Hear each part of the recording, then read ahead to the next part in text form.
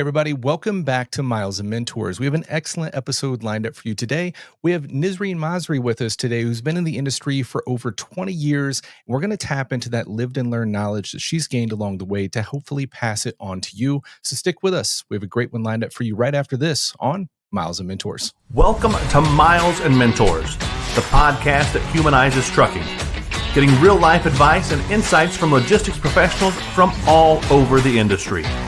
We sit down with those seasoned mentors who have put in the miles with a mission to pass on the knowledge gained from years in the industry to you. Now buckle up and enjoy the show.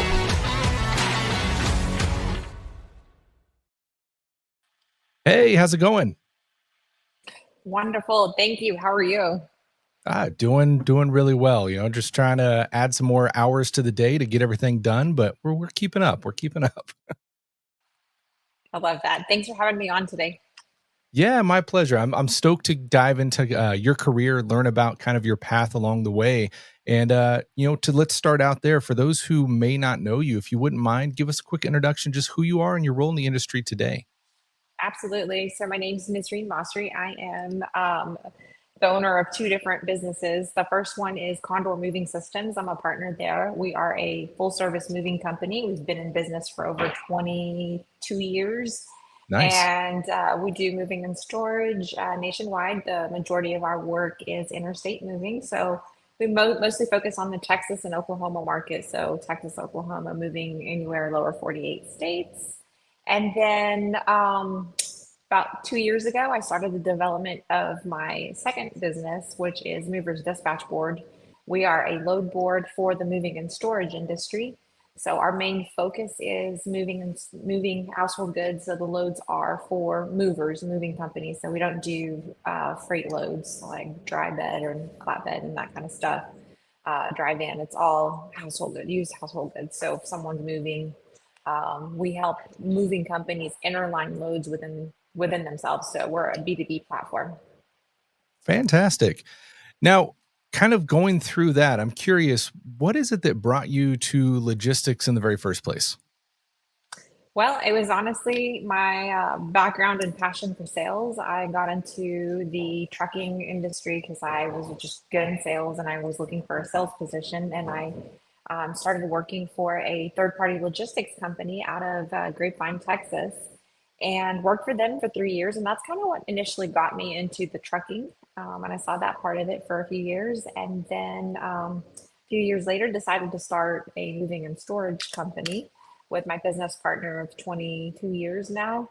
And that's kind of how I got into it. Really, mostly it was just sales, and I enjoyed selling things and speaking to people, and that was kind of my passion. It didn't really matter what I was selling, but I was just good at sales, and that's initially how I got into it. And then, over the years, obviously, I've grown a passion for the trucking industry, and it's just kind of grown from there.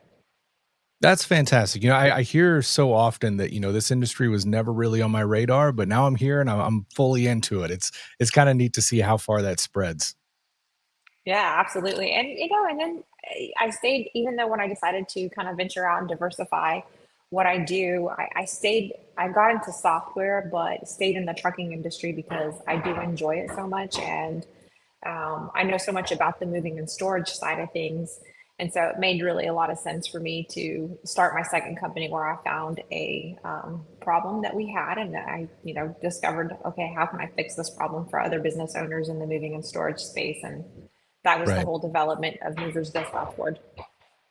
That's a really exciting area and kind of dual niche to be in, right? Especially in today's market. I feel like technology is hitting this industry kind of like never before. So to kind of have that software side and, the background in logistics, that's a dangerous power to have moving forward. I love it. Yeah, absolutely. And the funny thing is that the moving and storage industry, I've kind of told people about this, is that I felt like technology was so behind for us. Like we were kind of the last to start adopting all these like really good tools and, digital bill of ladings. And when I did develop the load board for Movers Dispatch Board, we were really like the first one in the market. There was really not a load board like ours for the moving and storage space, where if you look at the freight space, there's DAT boards, 1, 2, 3, broker loads, bulk loads, and there's a whole bunch of different platforms out there, but we didn't have anything like that. So that was really great. It helped me develop because I knew the problem existed in our industry because I'd been in it for so long. So Right. it kind of baffled me that we didn't have anything with as much technologies out there. I felt like moving and storage was just so far behind on a lot of things. Yeah, definitely, definitely. Now, kind of thinking in the big term here, you're the first one we've had in the show around that space of the moving and storage. For somebody that's going from, currently an owner operator working for, or not an owner operator, but I should say like a company driver working for a driver, or work for a company trying to branch out to an owner operator, possibly grow a fleet. What opportunities are there in the moving and storage space for them to get into? Or is it like credentials, or kind of what's the roadblock there to get into that side of the industry? Absolutely. I think the moving and storage space is amazing. The pay is a little bit better than the freight side of things. Everyone Okay. that I've always talked to, I know that the pay is a little bit better, but it comes with a kind of a little price, which is it's more labor intensive. A lot Sure. of the freight drivers don't want to get involved in doing the labor side of things. When you're hauling household goods, typically that driver is also the crew lead. So with the being a crew lead, majority of the time that driver is, helping load and unload the truck at client's home because we're not going to typically a commercial warehouse. You're going to a residential, pickup or drop off. So Right. that involves, disassembling someone's furniture, blanket padding furniture, loading, doing the transport, then at the delivery, unloading. It's not all done just the driver alone. Obviously, he's got a crew, but typically, 90% of those guys are involved in the labor somehow. It's not just dock to dock or no touch. So there are a little bit of, it's a little bit more labor intensive as far as that side of things, but the opportunity is great. And the moving and storage space is always looking for drivers. It's just such a hard space because it is labor intensive. Those guys get tired and they get worn because it's a lot of work. So we're always looking for good drivers, and I feel like there's always kind of a shortage for crew leads and drivers in the moving and storage. Most definitely. Now, to kind of dive in a little bit there with the crew aspect, how does that work out? Is it usually like a team driver thing, or is there a crew that meets them there, or how does that work? Yeah, so most of the companies will typically find local help wherever they're delivering. So if they're running a Okay. truck to, let's say, Chicago, they'll usually have local labor in Chicago helping, whether they work for another moving company or they get labor ready or some kind of staffing agency to help staff labor. Sometimes, if you're doing certain runs to a certain location, you eventually know.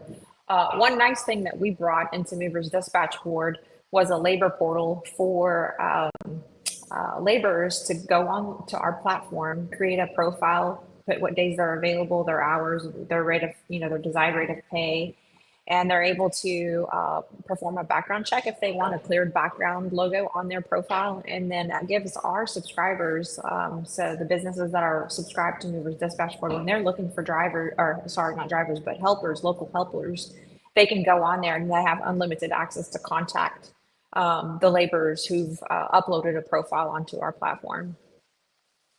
That's fantastic. I'm kind of curious, what is it that made you really want to dive in and build the movers dispatch board? I've always loved technology, so that's something that I've always liked, and I really saw a need for something. There was a problem, and it mostly happened actually over 20 years. I hated the manual process of having to find loads when we were backhauling, trying to, locate companies that would have possible loads so you're not running back empty. Because if you're a moving company and you're running a truck out of state to deliver your clients, coming back home, you typically haven't booked or secured moves coming Mm, back from wherever you've delivered. So the problem is that you're running your truck back empty, or you're going to have to really rely on interlining loads with another moving company that possibly has loads in their storage that you could haul back. And so that was really the solution that I initially wanted to solve with Movers Dispatch Board, is like helping movers find backhauls to get them back.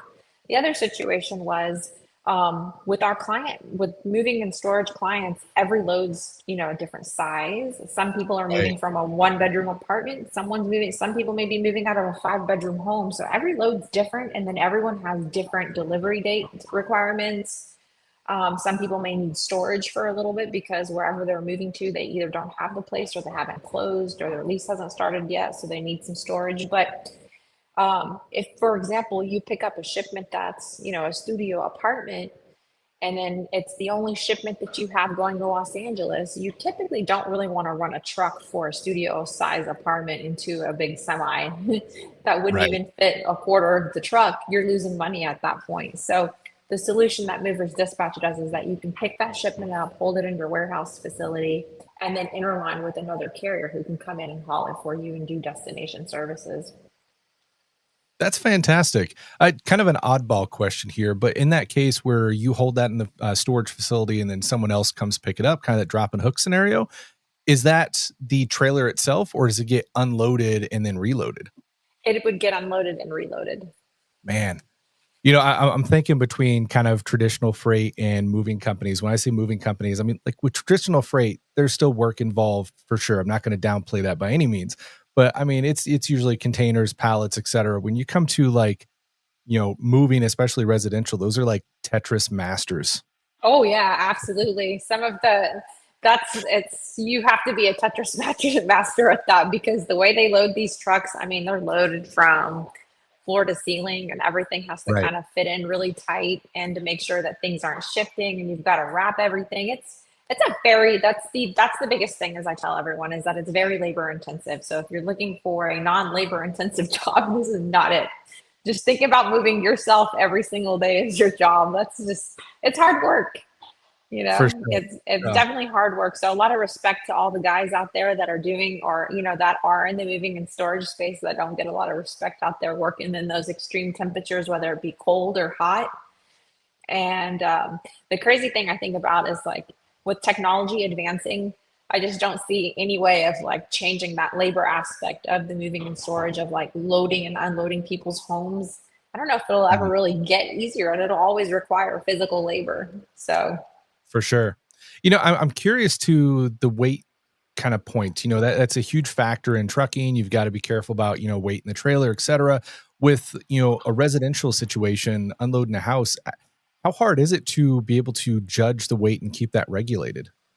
So with the weight, typically when we're doing, the estimating part of it, when we initially speak to a client, that's why we ask for a list of items to figure out, obviously, how much space it's going to take on the truck, how much possibly the shipment's going to weigh, and then you do have those situations where if the shipment's going to be too heavy based on whatever your client's moving, if they have a lot of boxes that are super heavy and not as much bulky items, then you could encounter a weight situation where you are overweight. But we kind of have to really keep an eye on that too. It just depends on the shipment and what the client's moving. So that's definitely a situation that we do, and we have to keep a close eye on. Right. So it Not sounds overstacking and over making the truck overweight. right. Yeah, it sounds like you have the Tetris masters, actually putting it in there, but some also like digital Tetris masters, kind of envisioning it beforehand, making sure that it's going to go.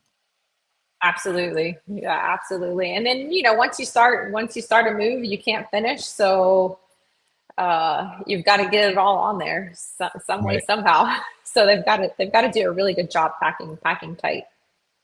Now, comparing the sides of the industry here, traditional freight to moving and storage. On the traditional side, we often hear guys that are, they become that owner operator and they got these visions to grow into a fleet owner. What kind of opportunities do you see that on the moving and storage side? Are there guys that kind of run fleets in this, or is it traditionally single crews? Oh yeah, absolutely. So it depends on the size of the company. And I've seen a variety of different scenarios. There are a lot of trucking and owner operators who are licensed to haul household goods. That may be a one-man operation. And then that person is hauling household goods for other moving companies, acting as a carrier, where they're doing either, maybe the entire move for them or doing origin or destination services. But it's very common. And really honestly, like when we started our moving company, when we started Condor, we started with rental trucks. We didn't even own a truck. We started with rental trucks and an extra room in our house, and I did all the sales and did all the operational, and my partner did obviously all the moving side of it and the driving and all of that. So you really can start small and then scale to grow. And I think that's always In this industry, the majority of, the trucking or moving companies are typically family owned, under, 25 trucks for a fleet. But, that's the best way to go, I think, is one truck at a time, and especially with our industry, we're so seasonal. In the summer months, we're busy. And then in the, winter months, we're off season. So we really try to always keep our fleet really slim and interline as much as we can when we need to. So that way we're not having to over staff and then have to lay off in the winter months when we're not as busy, and then have a lot of fixed expenses as far as like Yeah. truck payments and insurance and things like that that you have to hold through the season. That's fantastic. I'm glad you brought that up because, for those guys diving in, for one, when you're a company driver, so much of that is taken care of for you. I mean, there's so much you got to pay attention to, so much you got to learn along the way. But the operational, the expenses, all that stuff is kind of, on the company end. When you dive into being an owner, operator, fleet owner, et cetera, you take on both aspects. And now you have to, worry about the expenses, worry about the overhead, all of that. Are there any differences in kind of financial hurdles that you see on the moving and storage side that somebody should watch out for to, build that firm foundation as they get started? Yeah, absolutely. I think in the more recent years, I think that the insurance side of things has gotten harder. I think insurance companies on the moving and storage side of things have gotten a little. We don't have as many choices as freight when you're hauling household Sure. goods. So there's only a handful of insurance companies, and they've really cracked down a lot on, what movers they write for, and a lot of them have a certain fleet size that you have to have before they'll even consider writing you a policy. So I think, doing your research on the insurance side of things, before diving in is I think that's kind of a very hefty part of it, is the insurance side. And so I think doing some more, research on that end of it is really important.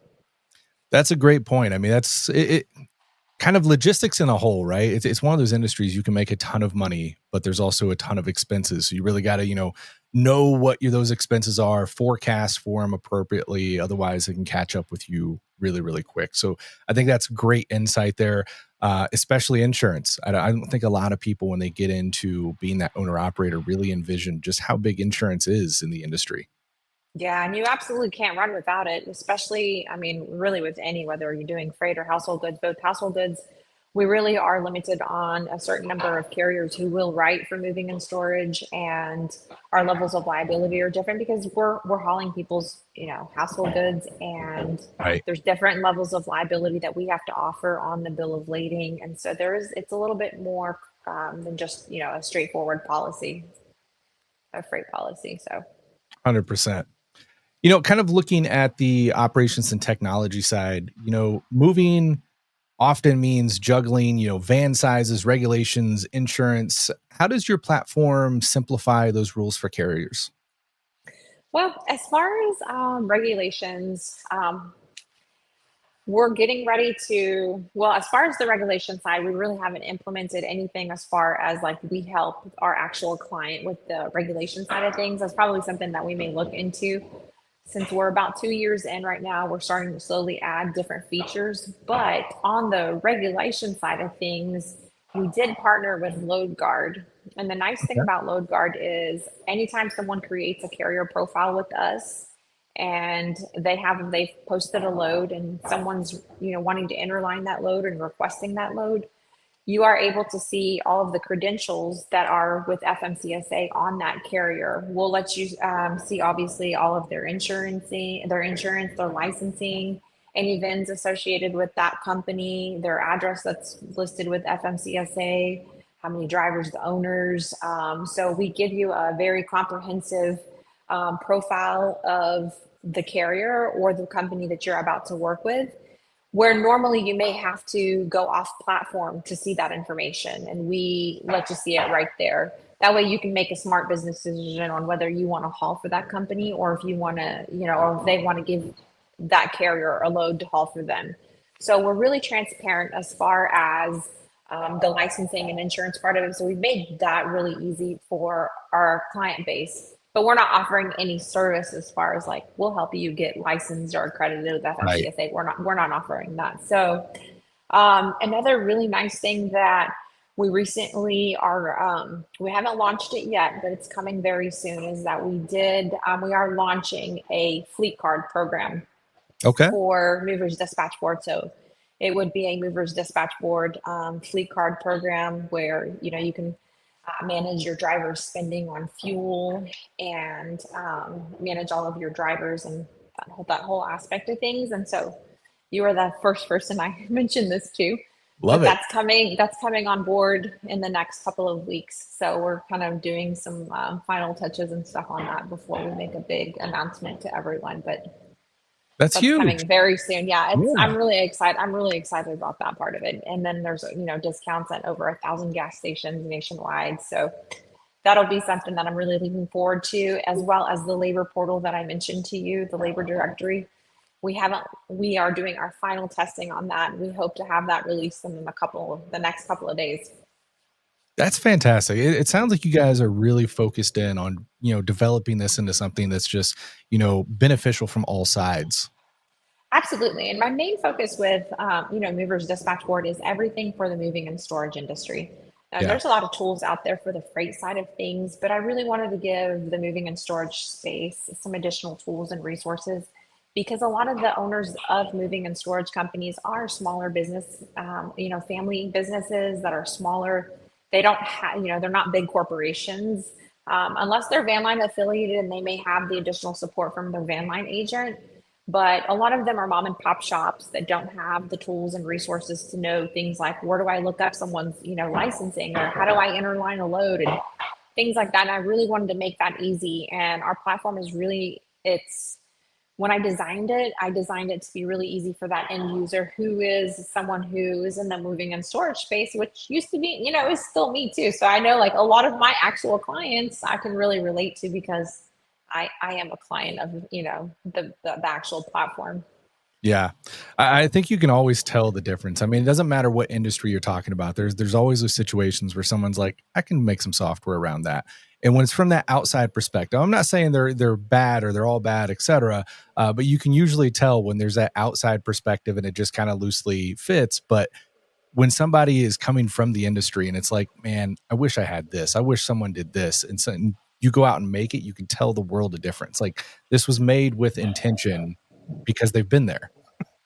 Absolutely. And I have I'll call a lot of the subscribers and I'll talk to them. And it's really nice because I can really relate to them. I know exactly what they're going through as far as the operational side of things and the dispatching side of things and their concerns, because their concerns were my concerns and things that I actually, had problems with. And that's why I developed. And I think it would have been really hard for someone who was just a software developer who didn't know the insides of the actual industry to think about, oh, let me do this, because they would have probably not known. So it really took someone who had been in the space before to kind of come up with the idea of, and find an issue and then find a solution for it.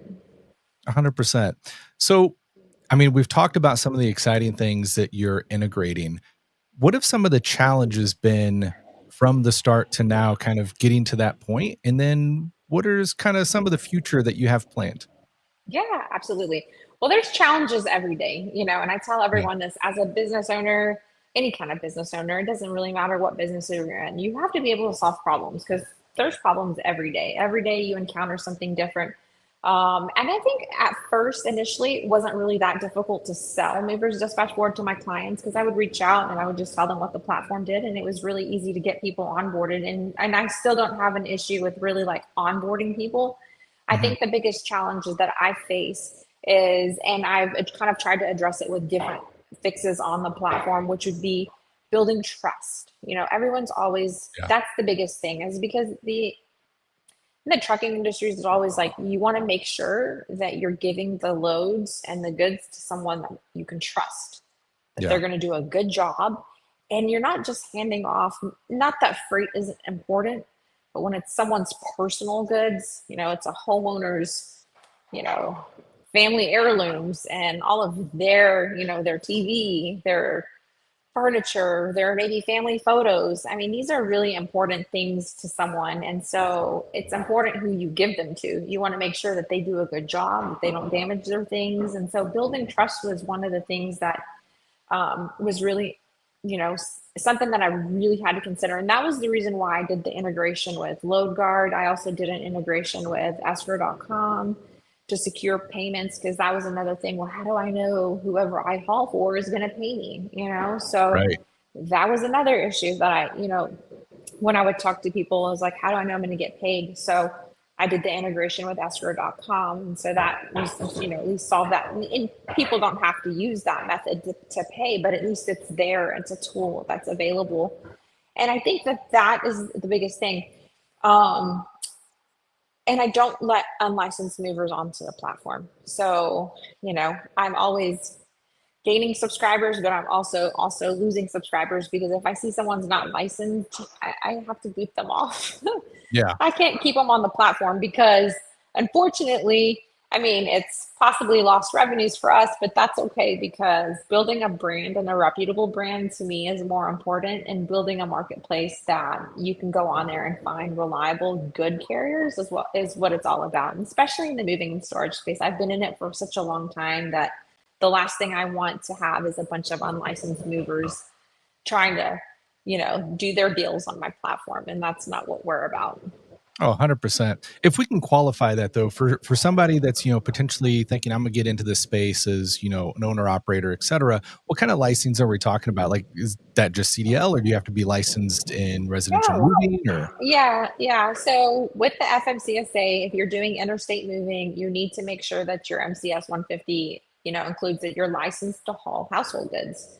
Okay. So you typically on that form have to check off what commodity you're hauling. So you're either, hauling general freight or household good. You can actually haul both. So if you have, that, and you're wanting to get into the household goods side of that, make sure you update that. Make sure you let your insurance company know that you are hauling household goods. So that way you meet those limits, and have that coverage on your truck in the event that, God forbid something happens.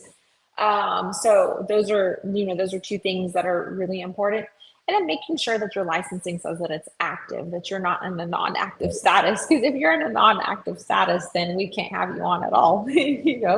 So I think those are the three things that we look for. Is we look for making sure that you've got active authority, with FMCSA if you're doing interstate, and if you are, licensed to haul household goods. Yeah. So.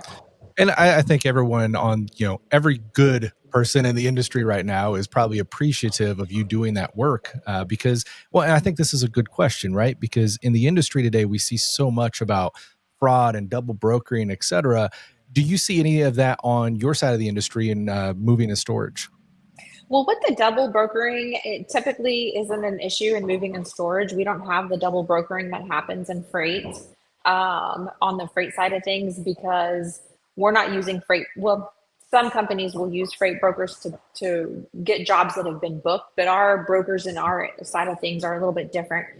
In the moving and storage space, when you have a moving company who's actually like a moving broker, what they do is they're actually selling moves. So it's just a sales office with a sales team, and then they book people's relocations.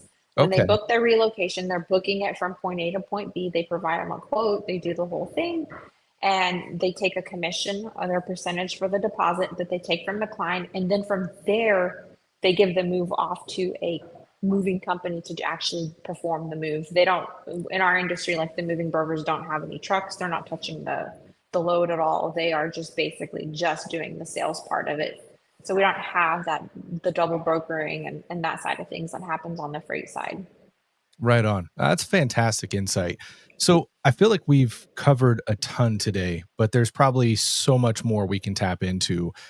For somebody that's, looking to be an owner operator, jump into this side of the industry, what's some immediate, advice that you could offer to them to kind of give them that firm foundation to start on? Yeah, absolutely. I think the biggest thing is that I know I've talked to a lot of people that are like, you know what, I think I want to get into moving and storage.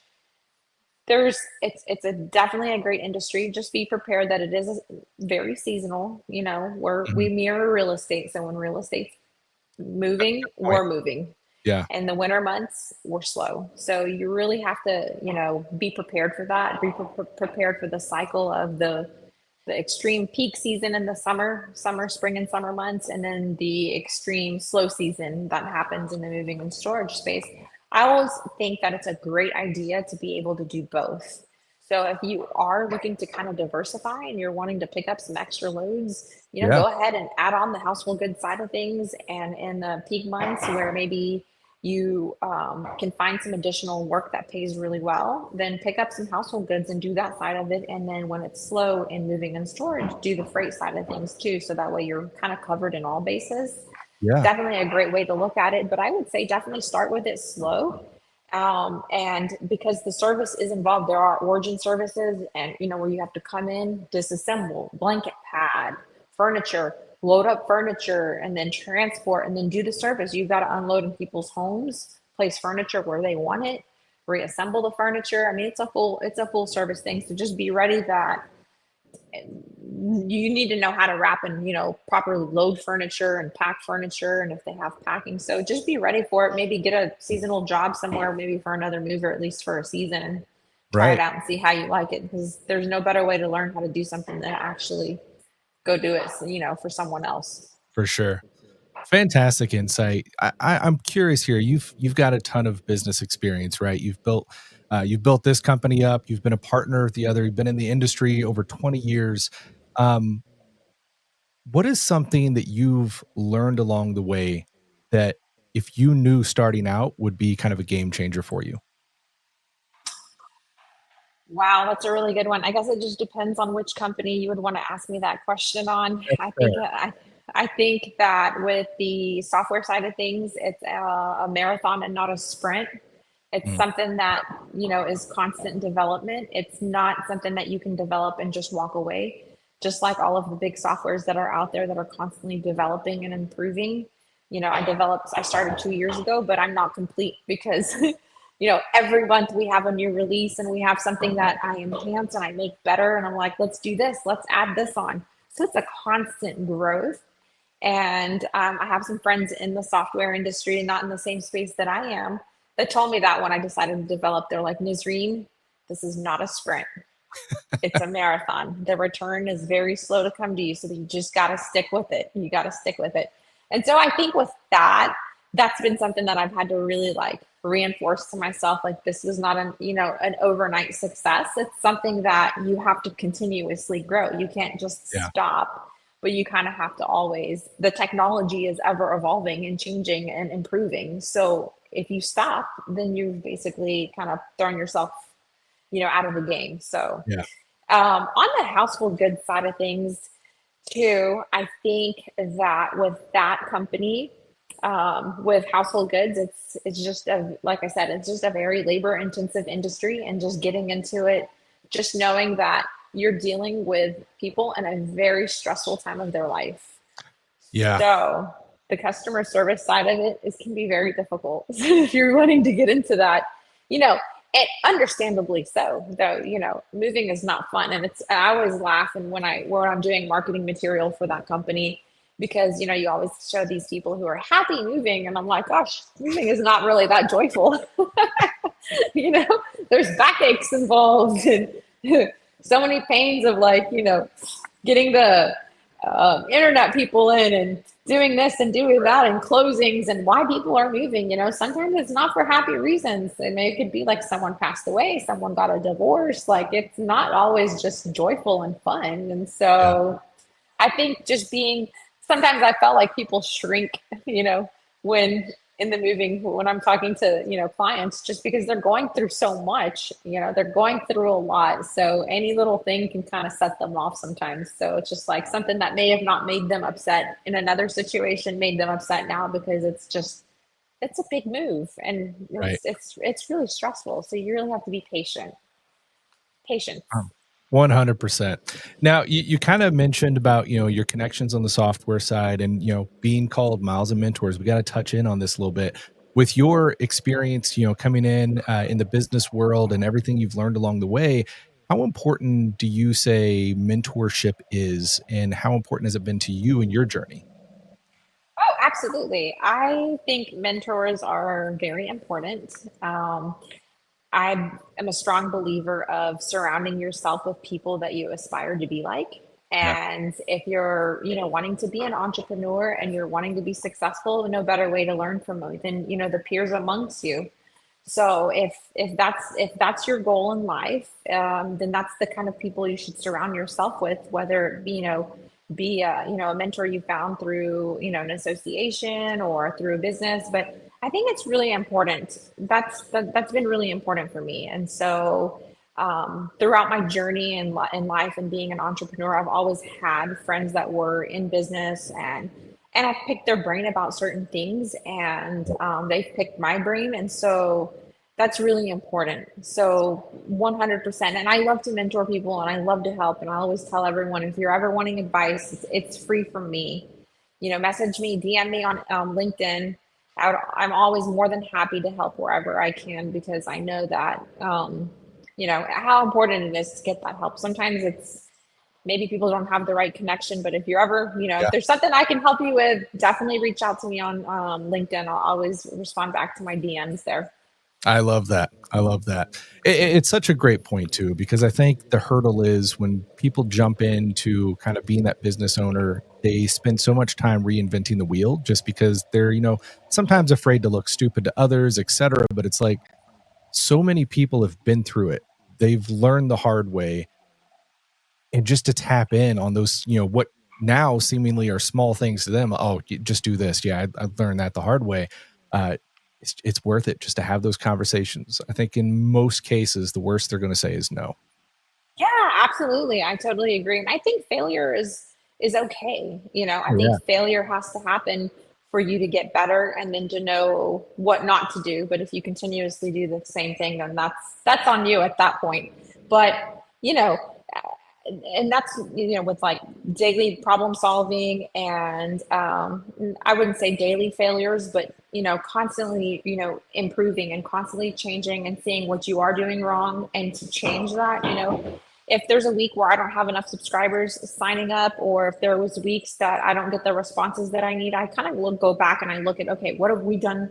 What can I do differently? What did I do? So, those are many little tiny failures, but you always kind of have to look back at those and see, like, what can I do to improve? What can I do to improve? And you always have to have that mindset, because the minute that you don't, then your competition is going to come right past you.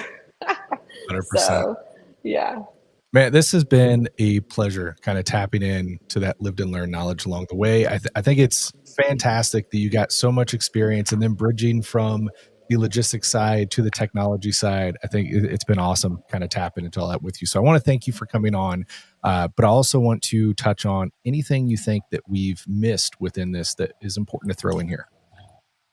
Well, I think with your audience and wanting, with your audience base who's wanting to kind of get into entrepreneurship and, kind of grow, it's definitely an amazing journey. And I always tell everyone, you don't have to have a lot of money to start a business. So I Yeah. think a lot of people's fear is that, oh, I don't have a lot of money. And if this means anything to anyone, when we started our company, I believe we started with the very little money. Like I said, we didn't even own a truck. We were renting trucks from U-Haul and just kind of started with a truck rental. But the thing is that didn't change was the drive. Our drive didn't change. Every day we worked hard. We worked super hard. We knew what we wanted. And the same with Movers Dispatch Board. I bootstrapped that company. I have no investors, and I've slowly grown that company with no big, investments from anyone. I didn't seek outside investment, even though, I could have gotten it. I wanted to kind of bootstrap and see how far I could get along on my own and do as much as I can by myself. But don't have the fear that, oh, I don't have a lot of money that I can't start a business. Start it small and then just grow it. Your drive will drive it and will bring the money in, so just start small and grow to scale from something small, and then slowly grow it. I love that. You've inspired me. I love it. I want to Thank give you you. a chance here. We've talked about so much. I want to give you a chance for some shameless plugs. How do people find out more about you if they want to tap into some, mentor advice from you, find out about your company, website, all that jazz? Yeah, absolutely. So my LinkedIn is Nisrine Masri, and just go on there and DM me on LinkedIn. We do have a Instagram page and a Facebook page, and I would say don't message me on Instagram or Facebook because my marketing team does that part of it. But if you're wanting to reach out to me directly, I manage the DMs on that. So definitely on LinkedIn is where the really kind of the best way to reach me. And you can always send an email through our website, which is moversdispatchboard.com. If you're wanting to reach out for, any questions or anything that I can help with, feel free to do that. Fantastic. We'll make sure to get all those links in the show notes below as well. Nisrine, I want to thank you so much for giving us some time out of your busy day. It's been an honor to dive in with you, and we'd love to get you back on in the future. Thank you so much. Thank you. I love the opportunity. And like I said, I've really enjoyed it. And thank you for having me on. Fantastic. Well, until next time, everyone, thank you so much for watching. Make sure to like and subscribe. Go and check out those links and hit up Nisrine for some more excellent advice. Till next time, stay safe out there. Have a wonderful day.